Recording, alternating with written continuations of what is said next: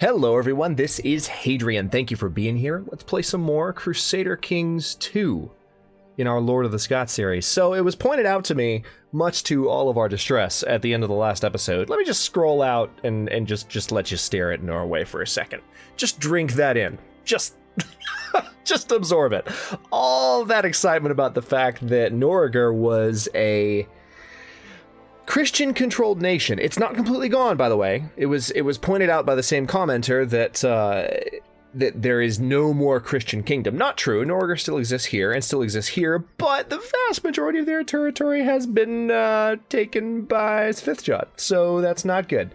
Denmark as well has expanded a little bit further north than they should have, but this is Crusader Kings II. It's what happens. And of course, part of probably what contributed to that sudden change is, as you can see, we have a revolt happening up here. Now, I'm assuming that revolt was happening before this happened. Didn't exactly see where it took place, but I'm assuming that's what happened. Oh, Svitchot controls that too. So they're blobbing big time. Holy crap. Wow. All right, so they're in control of Iceland. Okay, there is a Swedish revolt happening here, so it's going to be interesting to see how that happens. But otherwise, things are going quite decently, I guess you could say, on our end. One thing I talked about at the end of the last episode that I do believe I'm going to do, I'm going to go ahead and take away Macbeth's hunting focus. I am going to, let's see, right now he has an extra 2 in martial. Let me just switch him to war focus. That takes away the health bonus, but it gives him an additional martial point. So if I switch to that, oh cool, I can duel people now. Challenge Bjorn. So is he my rival? Is that what it is? I can challenge him to a duel. This would be an interesting way to kill our current king, because we do need the heir to take the throne. So we might actually make that happen this episode. We'll see. But other than that, let's see where we have our Chancellor fabricating. He is in Lancaster, trying to fabricate on this one county claim here. It's owned by Essex down here, but if we can take that, then they'll just be down there, and we will be further extending our borders southward, which is quite nice. I'm looking forward to that. And then it's just a matter of taking control of a few kingdoms. Now, this kingdom actually is in charge of quite a lot. So, tell you what, let's pause for a moment and have a look.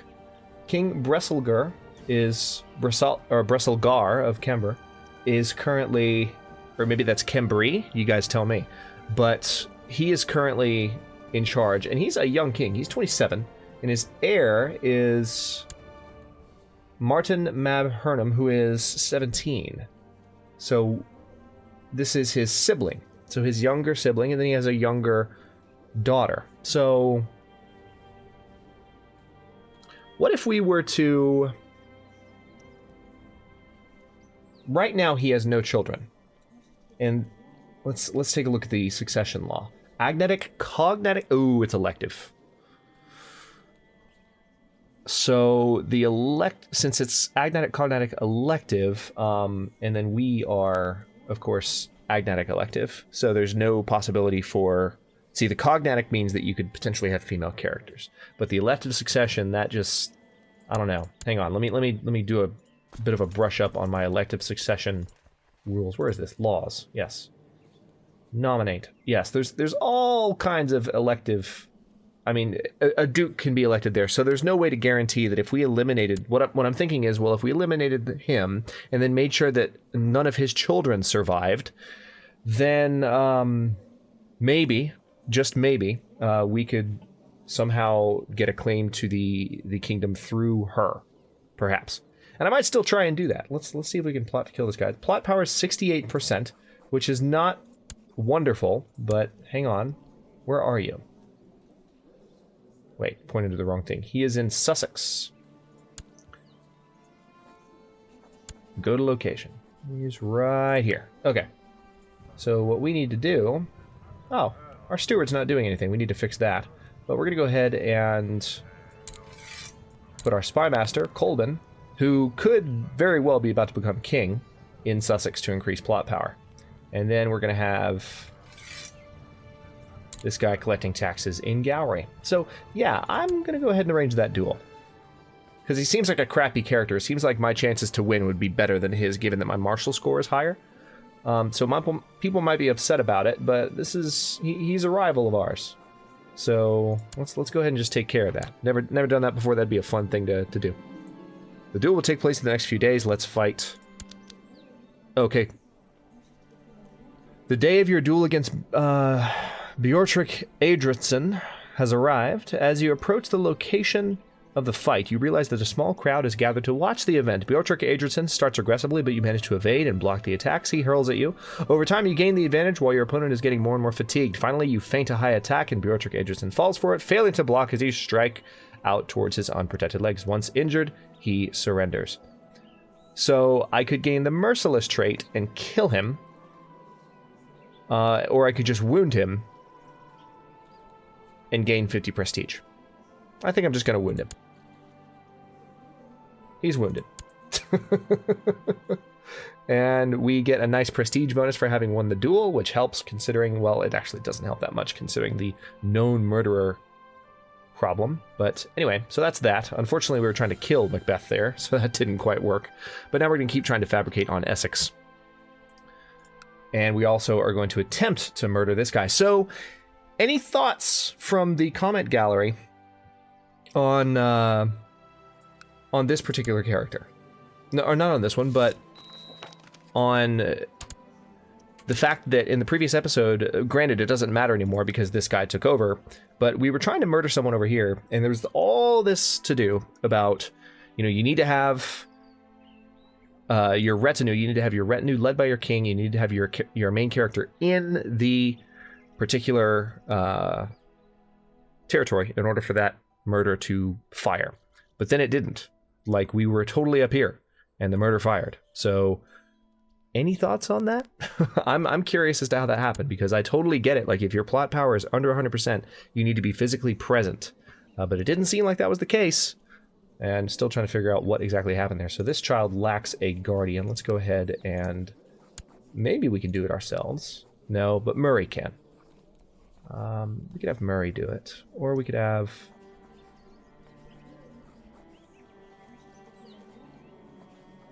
Let's have Murray do it.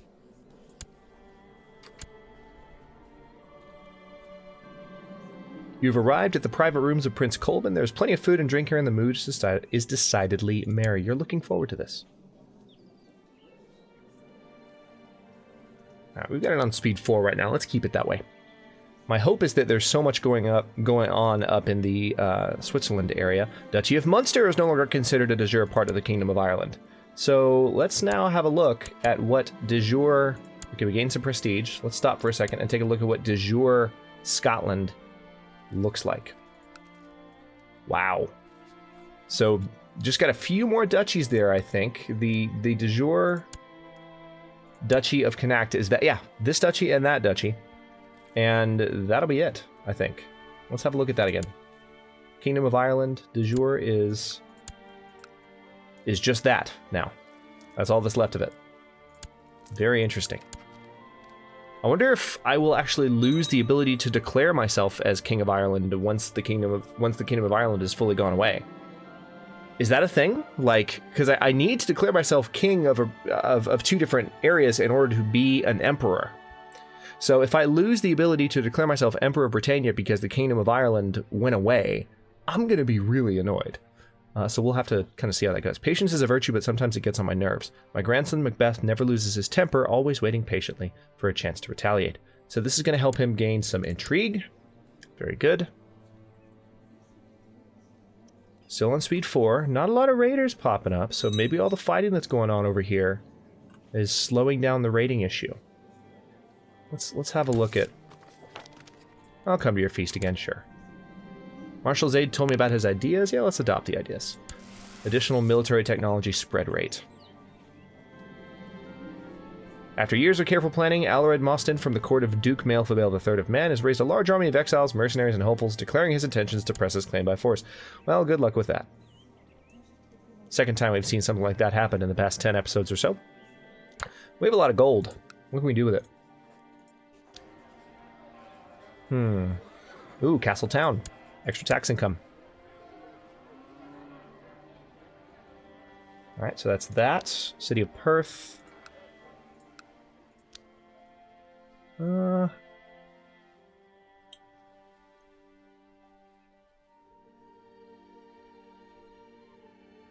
think I'll hold off on that.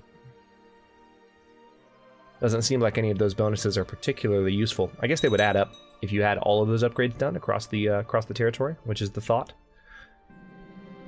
I had to break up a fight between my cousin Effie and another child today. Effie's heart is filled with envy. So she's envious. So she's greedy and envious. This is not good. Let's talk to her about kindness. All right, she lost envious. Let's get it started. Partying with our son, Prince Colbin. Reveling and carousing is over. New important decisions are available. Hold a grand tournament. Okay. We haven't done that in a while. Tournament begins soon. Let's also auto-invite plotters here, because I forgot to do that. And, oh, hello. I don't have any money, but I can send many people gifts and actually have a pretty good chance at killing this character without having to worry about being present. Hey, the raiders are back. Yay. Never mind, they're gone. We have a really nice monthly income, which I am enjoying. Though through staged war games and large-scale exercises, I feel confident I can master one of the main military disciplines. Let's do a heavy infantry leader.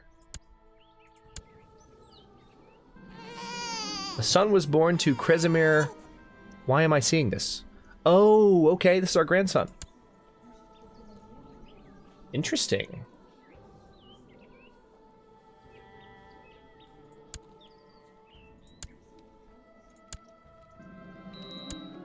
So down here, we have a grandson now. Court Chaplain, I believe, might have just passed away. Let's fix that. Duncan, you are now Court Chaplain. And let's go ahead and just research cultural tech with you. And then maybe I'll consider sending you towards 5th Jot soon, but... Your guest, Alcarid Orc, has tragically been killed during the tournament. Most unfortunate. Oust Uib. Ah, he was a kinsman of mine. Has tragically been wounded. Most unfortunate. Your guest...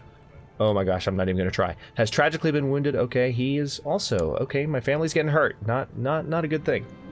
Macbeth is now of legal age. He became an underhanded rogue. That's not really the best outcome, and he got a fertility bonus too, because he's an underhanded rogue. Great.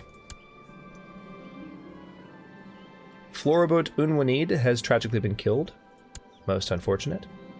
Man, people are getting hurt this tournament. Wow. Hello. Wow. Wow.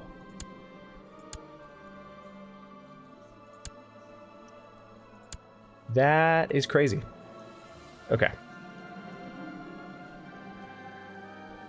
Prince Colvin has brought out the board in pieces and suggests that you play a few rounds to determine who is the better strategist. He insists that you play for money. Very well, let's play. Alright, well, presumably we lost a little bit of money there. So, I need to go back to that murder plot. Oh cool. Zaid's #1 in the tournament. Padrig Brenane has been crowned winner of my grand tournament. Very good.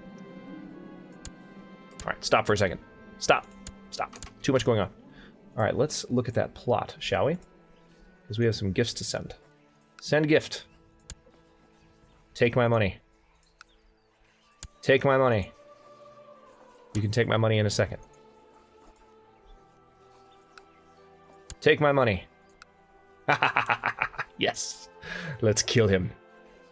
Let us kill the heir of this kingdom. And then the only one left to actually inherit a claim would be one of the siblings or this daughter. So we just need to make sure that we can marry into this family. So let's see if we can arrange a betrothal here. Let's see here. Who would be the best to...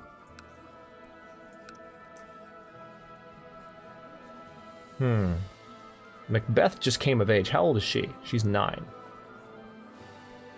Our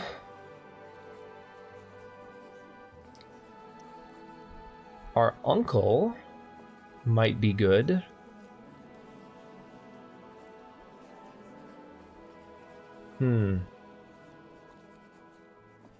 He's 47, though. That's just weird. I feel like Macbeth is more reasonable. That's a 7-year age gap. So we'd have to wait for a bit, but... Yeah, let's go ahead and do that. Let's get that taken care of. See if we can get that to come into our dynasty. And then, of course, we're going to have to see what else we can do about that newborn that just came into the world. Okay, he's accepted our suggestion. Very good. All right, let's pay a visit to these guys. I'll help you in any way I can. Please catch them, please. Okay, fine, don't catch them. That's fine too, whatever you want to do. Oh, cool. So this is the Shiltron revenue, and you can tell from the giant spear. I said revenue. Retinue is what I meant. The falconer is expecting me as a new hunting bird has arrived and awaits my inspection.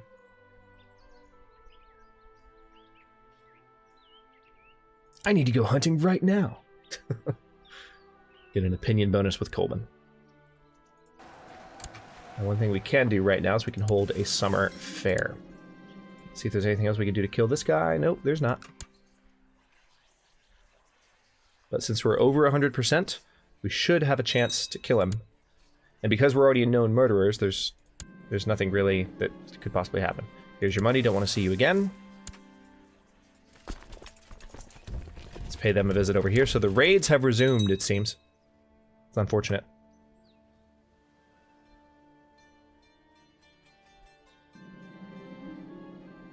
I can't wait. I love mummers. I don't think we actually gamed Gregarious. No, we didn't get it that time either. Only a 25% chance, 1 in 4, so kind of rare that we might get that trait, but it's very good to have. Granted, maybe we don't need to be giving him better traits this late in life. It was great fun while it lasted, and we can hold a feast soon too. Okay, so they ran as... of course I'll come. I think I should be able to squeeze one of my own feasts in after this one ends. That is the hope. The smallest spider makes my cousin Effie squeal and run for cover. This has started to worry me, so she is craven. Fears the mind killer. Alright, so she's no longer craven. So Effie's not having a good time being raised. she's running into a lot of bad situations. Okay, so we're no longer temperate, which is going to lower our stewardship. That's unfortunate. It's the usual losing good traits as you get older. Just getting more and more cynical and jaded. Alright, we're going to try and pay these guys a visit before they run off, and we missed them. So it seems like the same armies are just literally ping-ponging me back and forth. So what I'm going to do is split this unit in half. We're gonna have this one hang up down here or hang up here to see if maybe if that army comes back, we can get them. Oh, good. Martha and Cernu will die by poisoned wine at an upcoming banquet. Classic. Very good. Let's make that happen. We've arrived at the private rooms of Prince Colbin. Doesn't look like we're gonna successfully get this feast over with before we can hold our own. That's unfortunate. Colbin, you took too long to hold your damn feast, my son.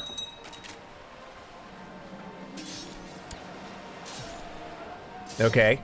I'll have to try again. That's a little bit annoying. We finally got that event to fire. Alright, Julia lacks a guardian. So this is our granddaughter. Let's arrange. No, we do not want. We'll have Macbeth raise the granddaughter. That's fine. Alright, very good. Special character. Alright, we can duel someone else. Now, this guy's much younger. But he's likewise a crappy character, so let's do it.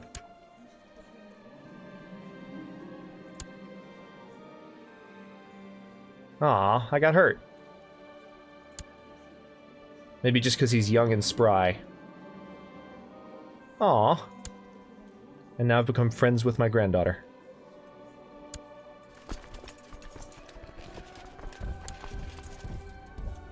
Again, that's one of the things that really does make this game special in my mind, is when you have the more personal touches. Crusader Kings II is a game of characters. It's not necessarily a game of just map painting, even though I do try to play it that way, and I think a lot of people do. It's really a simulation of a dynasty and a family, and sometimes there are just very genuine family interactions that I enjoy a lot. So let's pay these guys a visit, because they were dumb enough to come back, just like I predicted they would.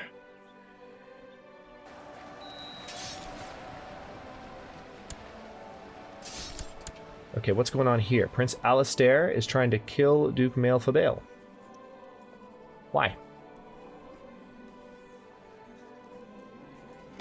Seriously, why? Is he a rival? Okay, he's an aspiring trader. He's a pretty crappy character. Business focus. He's ugly. No wonder people want to kill him. Sorry, that was mean. Just stop it. Just stop it.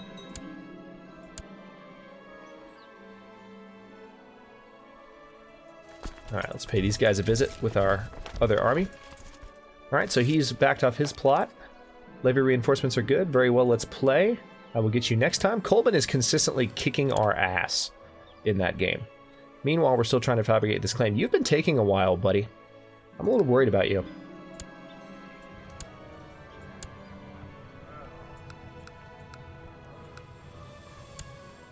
Colbin should really be our... He needs to be our... Hang on. Hang on. Yeah, we're going to have Roderick. Duke Roderick the Bold. He's a drunkard, but he's got really, really high intrigue. We're going to do that, and then we're going to appoint Colbin as our chancellor. We're going to have him try and fabricate up here, because, I mean, he's just got an insanely good diplomacy score. All right, meanwhile, looks like some visitors have arrived. Duke Maelfabel. Yeah, Maelfabel III, the guy that was just that had a murder plot against him that we just stopped, is one of our chancellors. All right, so now we need to... Is that character we're trying to kill still in... Yeah, he's in Sussex. Alright, so you're going to build a spy network in Sussex. Improve that plot power. And is there anyone else that wants to join the plot? Still no. That's fine. What can you do? So we're going to have these armies reunite to fight this larger force that's just arrived to raid in Durham. That's unfortunate. Okay, the old wound is finally healed, so I'm now scarred. Get a little prestige gain from that. I thought I was already scarred, to tell you the truth. I feel like Colbin is holding a lot of carousing events. He wants to hang out a lot. Very well, let's play. Yes, we finally won. Hail to the king. Oh, fantastic. Oh, cool. I'll dedicate all my free time to games now. So I will lose apprentice board gamer. Wait. I already have apprentice board gamer? I don't... There we go. All right, I got Game Master, which is an extra martial and 2 diplomacy points. That's actually a pretty nice little addition. So Macbeth is, he's 66. Who lives until 66 in Crusader Kings II? He's a very, very impressively aged king. It all sounded as another of Duke Mary's paranoid delusions, but I had to agree when he invited me for dinner that the food had an odd taste. You need my help and you'll get it. Okay, you know what? We are going to hold a feast because we don't have obligations to any others at the moment. We're going to send our army this way. I want to offer you my patronage for the feast.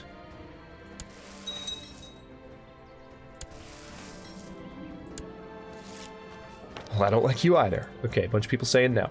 Only 4, though. Only 4 declines. That's good. Macbeth is popular again in his old age. You have a new heir if your character... Oh, no!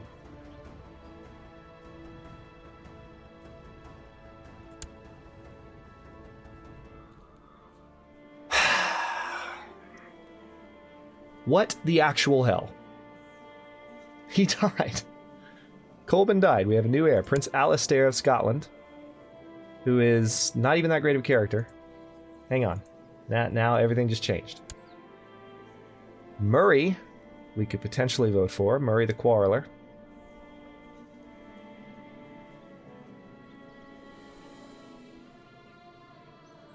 He's depressed. He's arbitrary. Wouldn't really want him as king. Matthew is our son. He would be a great king. He's 37, so he could potentially still improve his stewardship scores. Hang on. Let's see who might be more balanced character. Colin, Prince of Scotland. Roderick is a homosexual, and while I have no problem with that whatsoever, the people of the time might. So I'm going to go ahead and say no to that. Let's see. Murray, Duke of Mercia. Yeah, I already looked at Murray. Oh, man. Colbin was, like, far and away just the amazing heir to choose.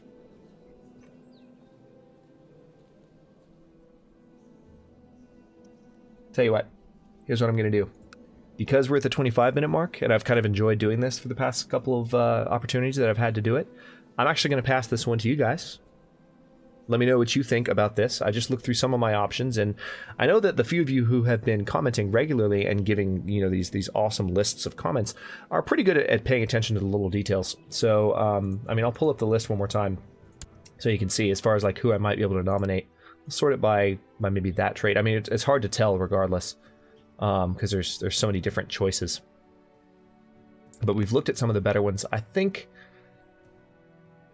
just because of that diplomacy score, I feel like Matthew would be one of the better choices, but then you have that really, really low stewardship score, which would be bad for a domain, which makes me feel maybe more like this guy, the Duke of Munster, might be best, but he's content, and that's not good. And he's not of our dynasty either, so I can't do that. So Colin maybe would be the best possible option. Oh, God, this is challenging. Right now, Duke Roderick the Bold, our spy master, who is not a member of our family, is currently, we're going to lose the Kingdom of Scotland right now on account of this mess. So we need to figure this out. Prince Colvin is no longer, this is crazy. Lecture him on heavy foot. Okay, imprison Mayor Murdoch. All right, let's stop for a second. So yeah, that's a really nasty turn of events. Because, I mean, when you look at our family, currently the heir is Prince Alistair, who is decent. So I guess what I'm going to do is I will go ahead and put my vote in for him, but evidently I can just move it around freely. So we're going to give it to him, because he is of our bloodline, so we eliminated that problem. And then we need to have a new chancellor, so we're going to have this guy fulfill the position. I'm also going to send him some money because he seems a little bit unhappy with us. So we'll pay him off a little bit. And we're going to have him, once again, trying to fabricate that claim. Very unfortunate that Colbin died. That's disorienting that he died, frankly. We are fighting these guys here with our Shiltron, so that should go pretty well. Let's unpause and let that battery end really quick. Oh, of course, it's the turn of the year. Let's finish this off really fast. Prince Alistair gratefully accepted my lessons on the art of war with more generals like me. Who can stand against us? Excellent. Last of the guests has returned home. Very good. And done. Okay, now these guys have arrived. So, I will go ahead and cut the episode here, and then, oh, wow. A very large raiding army has arrived in our capital. These are coming from Svithjod. Wonderful. And then this is Finnmark up here. So, that territory that was belonging to Norager just no longer does.